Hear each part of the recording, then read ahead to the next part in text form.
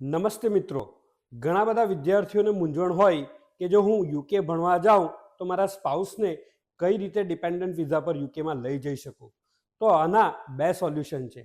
Solution number 1, જો તમે master કરવા જાઓ તો તમારે રિસર્ચ બેઝ પ્રોગ્રામ અથવા તો પીએચડી પ્રોગ્રામ, આ બે જ પ્રોગ્રામમાં તમે સ્પાઉસને લઈ જઈ શકો. અન્ય કોઈ પણ પ્રોગ્રામમાં તમે સ્પાઉસને લઈ જઈ શકો નહીં.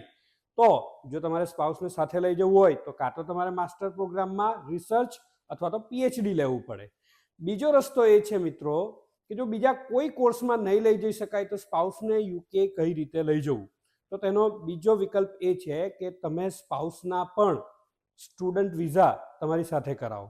મતલબમાં કપલમાં બંને વ્યક્તિઓના એક સાથે એક જ યુનિવર્સિટીમાં સ્ટડી વિઝા કરો તો તમે બંને સાથે જઈ શકો અને 20 આવર્સ તમે જોબ પણ કરી શકો અને બ્રેક ટાઈમમાં તમે 40 આવર્સની ફૂલ ટાઈમ જોબ પણ કરી શકો.